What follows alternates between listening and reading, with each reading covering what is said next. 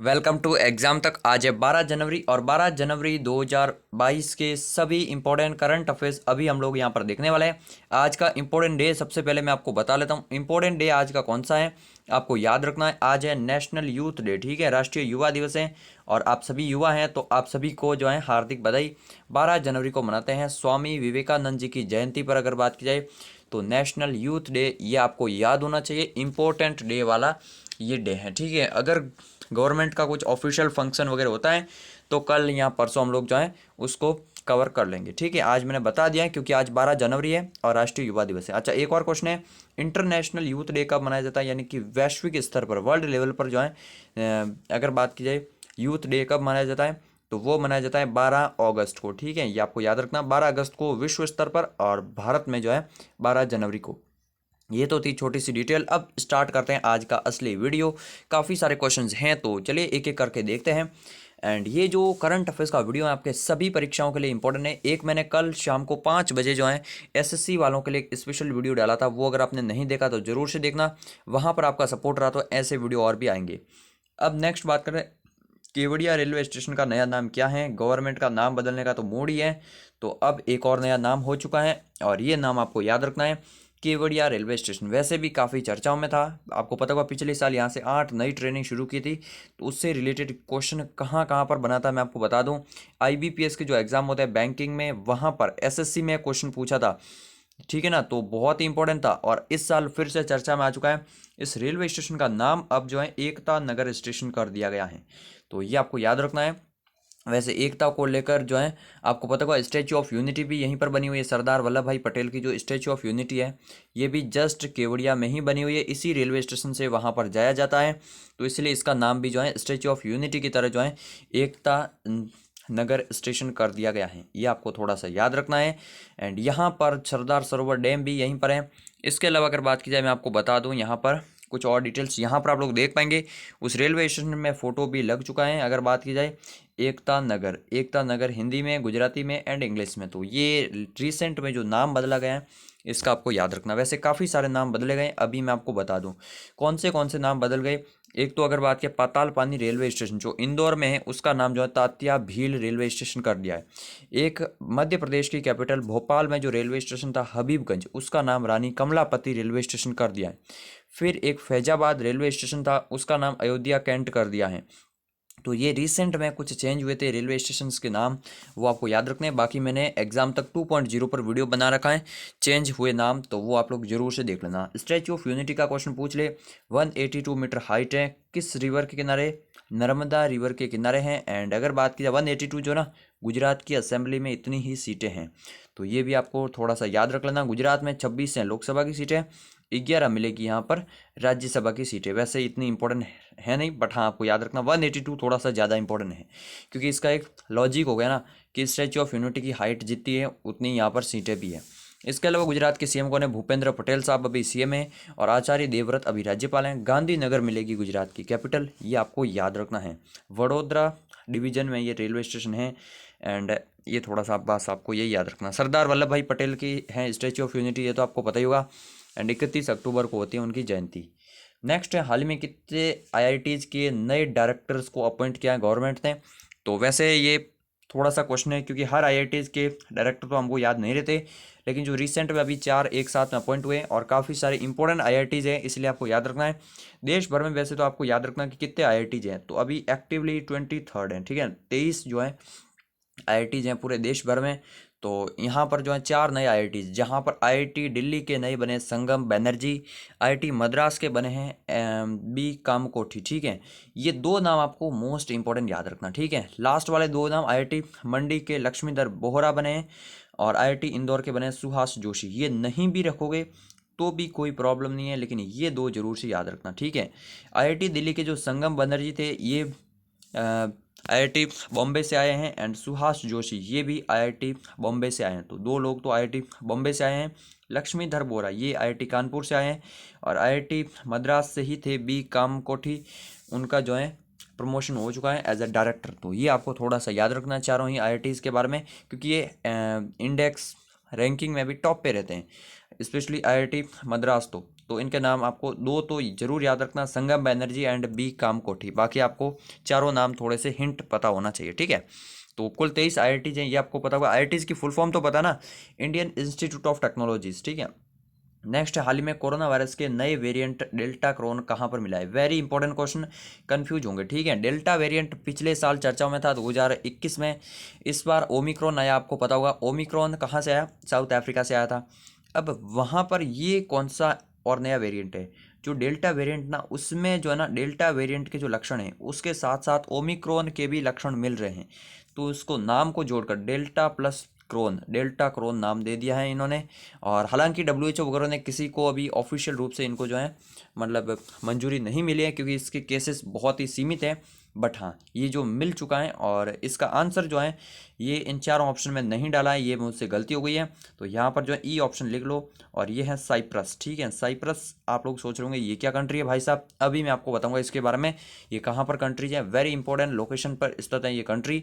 But पहले आप लोग ये सुन लीजिए, कोरोना वायरस के अभी IHU एक वेरिएंट आया था रिसेंटली, 2 दिन पहले मैंने आपको बताया था, आई थिंक फ्रांस में, ठीक है। बाकी ओमिक्रॉन साउथ अफ्रीका से आया था, वो आपको याद रखना है। एंड ये सब जो है वेरिएंट चेंज होते रहते हैं, तो वेरिएंट आपको थोड़े से याद होने चाहिए कि कौन सा वेरिएंट कहाँ से आया। अल्फा, बीटा, गामा ये पिछले साल थे, इस बार ओमिक्रॉन, IHU एंड ये अभी जो है डेल्टा क्रोन। हो सकता है इसको भी आने वाले टाइम में WHO मान्यता दे दे। अच्छा, साइप्रस आपको कहाँ पर मिलेगा मैं आपको बता दूं। तो साइप्रस मिलेगा भूमध्य सागर में, एक छोटा सा आइलैंड कंट्री है, अभी यहाँ पर आपको दिख भी रहा होगा। एंड यहाँ पर अगर जूम करेंगे तो आपको साइप्रस क्लियरली दिख जाएगा। एंड इसके अलावा अगर बात की जाए साइप्रस की कैपिटल, तो साइप्रस की कैपिटल मिलेगी निकोसिया, ठीक है। वैसे इसको माना जाता है कि ये यूरोप का पार्ट है, बट मान सकते हैं आप लोग यूरोप, क्योंकि अब इस तरफ है यूरोप, इस तरफ ये एशिया है, इजराइल, सीरिया वगैरह। तो आपको जहाँ पर मानना है वहाँ पर मानिए, बट हाँ, साइप्रस एशिया के पास में ज़्यादा है। ये साइप्रस देश है, आइलैंड सा कंट्री, आपको याद होना चाहिए, भूमध्य महासागर में स्थित है। यूरो यहाँ की करेंसी है, इसलिए ज़्यादातर इसको जो है यूरोप में ही मानते हैं कंट्रीज। यहाँ पर आप लोग देख पाएंगे लेबनान दिख रहा होगा, एंड लेबनान के जस्ट नीचे जेरूशलम आपको दिख रहा होगा, जो कि है इजराइल की कैपिटल। तो इजराइल यहीं पर है, जेरूशलम है, यहाँ पर जॉर्डन मिलेगा, यहाँ पर ये इजराइल आपको दिख रहा होगा नाम। ये इजिप्ट की है, काहिरो वगैरह। और यहाँ पर आपको मिलेगी स्वेज नहर भी। ये पूरा का पूरा भूमध्य महासागर है, ठीक है। तो भूमध्य महासागर है, ग्रीस हो गया। ये अगर बात की जाए कहाँ पर मिलेगा, ये आपको मिलेगा यूरोप में। फिर ये टर्की है, तो टर्की अगेन एशिया का ही पार्ट है। टर्की का छोटा सा भाग आगे जो है वो यूरोप में जाता है। तो वैसे मैप मैंने जो है एक सिर्फ स्क्रीनशॉट ही लिया है, अगर पूरा मैप होता तो मैं आपको और भी काफ़ी सारी चीज़ें बताता। बट फिलहाल आपको ये याद रखना कि साइप्रस की लोकेशन कहाँ पर है, भूमध्य महासागर में। ये जरूर से क्वेश्चन पूछा जाता है कई बार। एक सेकंड रुक जाइए, नेक्स्ट अब आगे बढ़ते हैं। आगे बढ़ने से पहले फ्रेंड्स मैं आपको बता दूं, सामान्य ज्ञान 2022 क्विज कल हुई थी, आज भी हुई है। तो अगर आप लोगों को जो है सामान्य ज्ञान 2022 की ई बुक, वेरी इंपॉर्टेंट, 50 से ज़्यादा टॉपिक हैं, सभी प्रतियोगी परीक्षाओं के लिए महत्वपूर्ण है। डाउनलोड नहीं किया तो अभी भी 20% ऑफ का लिंक है, तो आप लोग जल्दी से जाकर डाउनलोड कर लीजिएगा। 2022 का न्यू एडिशन है, it is very important for you guys, so believe कीजिए, डाउनलोड कर सकते हैं, लिंक नीचे डिस्क्रिप्शन में दिया गया है। नेक्स्ट है, हाल ही में किस नदी जल विवाद के मामले में सुप्रीम कोर्ट के 2 जजों ने अपने नाम वापस ले लिए हैं? ये क्वेश्चन काफ़ी इंपॉर्टेंट है। वैसे तो इसके बारे में और बहुत सारी डिटेल बन सकती है, बट हम थोड़ा सा चर्चा करेंगे इसके बारे में। ये अगर बात करें, कृष्णा जल विवाद है, सुप्रीम कोर्ट में चल रहा है। कुछ साल पहले कावेरी जल विवाद भी था, अभी भी है, बट हाँ, अभी कृष्णा जल विवाद से संबंधित ये रिसेंट में है। सर्वोच्च न्यायालय के 2 जज जो इस बेंच में थे, उन्होंने अपना नाम वापस लिया है। क्यों लिया है? तो उनके भी कुछ ना कुछ रीजन है। रीजन यही है कि ये इन्हीं स्टेट से आते हैं जहाँ पर ये जल विवाद हैं, तो ये मानते हैं कि हम जो है शायद सही से मतलब जो है फैसला ना कर पाए, या फिर किसी को लगेगा कि हमने बायस रहे हैं हम लोग, तो इसलिए जो है यहाँ पर इन्होंने अपना नाम वापस लिया है। बहुत ही इनका नाम याद रखना, DY चंद्रचूड़, कुछ दिन पहले केरला हाईकोर्ट के पेपरलेस वर्जन का उद्घाटन किया था इन्होंने। और AS बोपन्ना, एक्चुअल में चंद्रचूड़ जो है महाराष्ट्र के हैं, और बोपन्ना जो है ये हैं कर्नाटका के। तो दोनों जो हैं इन्होंने अपना नाम वापस लिया। पिछले साल जो है NV रमन्ना जो हमारे चीफ जस्टिस हैं, उन्होंने भी अपना नाम वापस लिया था, क्योंकि वो भी आंध्र प्रदेश से आते हैं। तो अब बात करते हैं कृष्णा जल विवाद हैं क्या। काफ़ी इंपॉर्टेंट है ये। कृष्णा नदी एक्चुअल में महाबलेश्वर महाराष्ट्र के आसपास से निकलती है, ठीक है। यानी कि इंडिया का अगर मैप की अगर बात की है तो महाराष्ट्र से ये निकलती है, ठीक है। एंड फिर उसके बाद जो है यहाँ पर कर्नाटका स्टेट है, इस तरह से यहाँ पर मिलेगा आपको तेलंगाना, एंड ये आंध्र प्रदेश इस तरह से जाता है काफ़ी ज़्यादा, ठीक है। तो इस तरह से मैंने जो है मोटे मोटे तौर पर आपको बता दिया, आप लोग समझ पाएंगे। एंड यहाँ पर ऊपर महाराष्ट्र है, ठीक है। तो महाराष्ट्र से ये रिवर निकलती है। एंड उसके बाद अगर बात की जाए ये रिवर कहाँ पर जाती है, एक बार मैं ये जो है बीच वाले मैप सारे के सारे क्लियर कर लेता हूँ, आपको पता होना चाहिए। महाराष्ट्र से निकलती है कर्नाटका, तेलंगाना और आंध्र प्रदेश। पहले तो दो ही स्टेट हुआ करते थे, तमिलनाडु क्योंकि आंध्र प्रदेश तक आता था, तो मद्रास और हैदराबाद के बीच में था, फिर अलग हुए स्टेट। तो अभी रिसेंट में ये विवाद जो है चार स्टेट के बीच में है। कौन से चार स्टेट हैं, मेजर तो तीन ही है, बट हाँ चारों स्टेट जो है, चार राज्यों से अगर बात की कृष्णा रिवर जाती है। कौन से चार रीजन, सबसे पहले महाराष्ट्र, जहाँ पर इतना कोई डिस्प्यूट नहीं है। फिर बात करते हैं कर्नाटका की, कर्नाटका से जाती हैं। उसके बाद अगर बात की जाए यहाँ पर जाती हैं ये तेलंगाना, एंड फिर जाती हैं आंध्र प्रदेश। तो चार स्टेट ये थोड़ा सा आपको याद रखना, इनके बीच में जल को लेकर होता है विवाद। इसी तरह से कावेरी जल विवाद जो है ना, कावेरी जल विवाद जो है तीन स्टेट के बीच में था, कर्नाटका, केरला एंड तमिलनाडु। तो इसी तरह से काफ़ी सारे जल विवाद हैं भारत में आज भी, और काफ़ी सारे इंटरनेशनल भी है, जैसे सिंधु जल विवाद ये हमारा और पाकिस्तान का है। तो ये होता रहता है, बट रिसेंट में है तो थोड़ा सा आपको याद रखना है ये सभी बातें। अच्छा, सुप्रीम कोर्ट का आर्टिकल कौन सा है संविधान में, इंपॉर्टेंट आर्टिकल 124 आपको याद रखना। नेक्स्ट आगे बढ़ते हैं, हाल ही में लोसांग या फिर अगर बात करें नामसुंग महोत्सव जो है किस राज्य में मनाया गया है। तो ये महोत्सव वगैरह तो एसएससी के फेवरेट क्वेश्चन होते हैं। लोसांग महोत्सव अगर बात की जाए तो ये मनाया जाता है लद्दाख में, बिल्कुल भी नहीं, सिक्किम में, बिल्कुल सिक्किम में। ये भी अगर बात करें तिब्बती लोगों द्वारा ही मनाया जाता है। अभी मैंने आपको कुछ ही दिन पहले बताया था लोसार महोत्सव, ठीक है, लोसार महोत्सव, लोसार महोत्सव लद्दाख में मनाया जाता है तिब्बती बौद्ध लोगों द्वारा नए वर्ष पर। और ये जो लोसांग है ना, ये तिब्बती कैलेंडर के 10वें महीने में मनाया जाता है, अभी ये है उनका। तो सिक्किम में मनाया जाता है मेजरली, बाकी ये जो है नेपाल भूटान में भी मनाया जाता है, बट इंडिया में अगर बात की जाए तो ये मेजरली सिक्किम में मनाया जाता है। सिक्किम की कैपिटल क्या मिलेगी, गैंगटॉक कैपिटल मिलेगी, जो कि सबसे बड़ा सिटी है सिक्किम का, ये भी आपको याद रखना।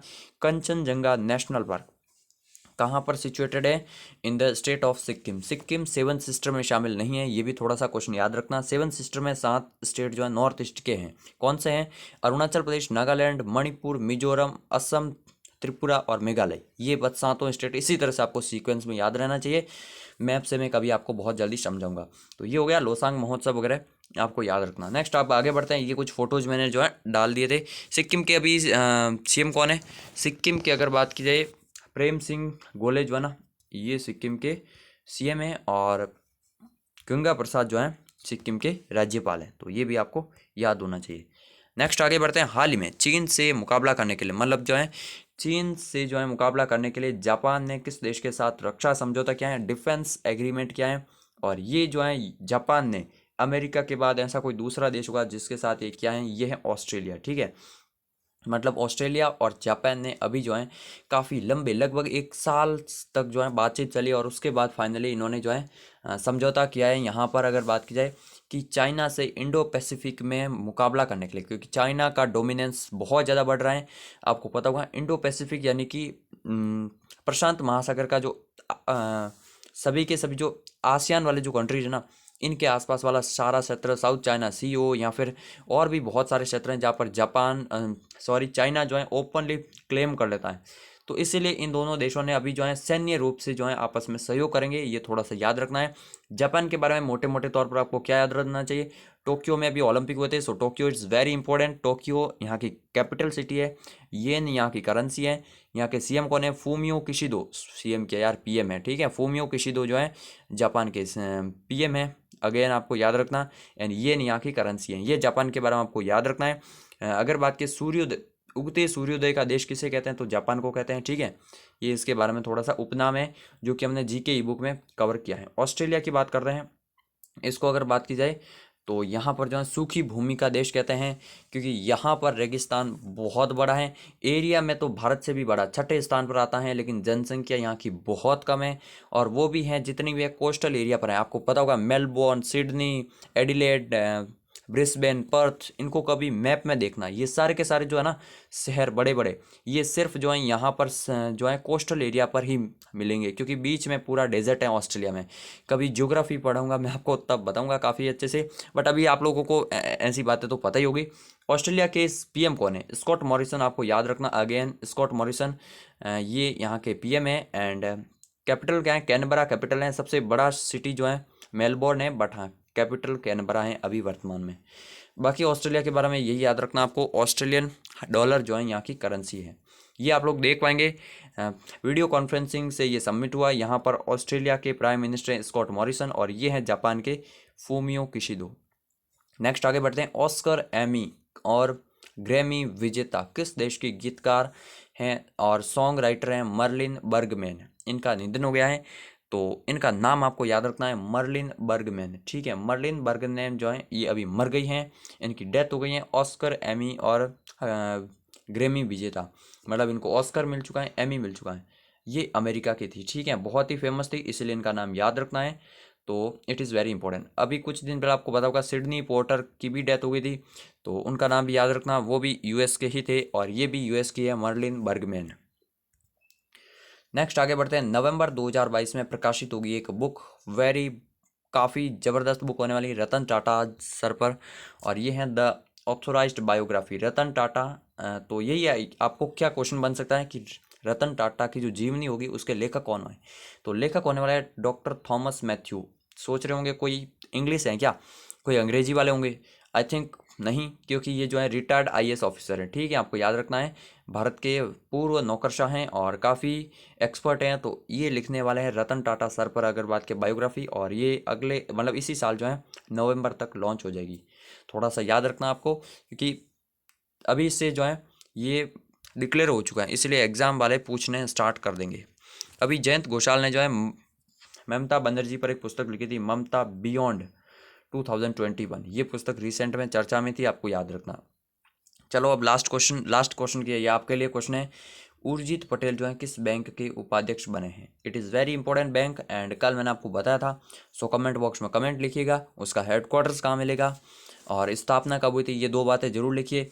तो मिलते हैं एक नए वीडियो में, तब तक के लिए जय हिंद, जय भारत। और बैंक की फुल फॉर्म जीके ई बुक डाउनलोड करने तो कर सकते हैं अभी फ्री, मतलब जो है अभी आपको 20% ऑफ मिल जाएगा। तो जय हिंद, जय भारत।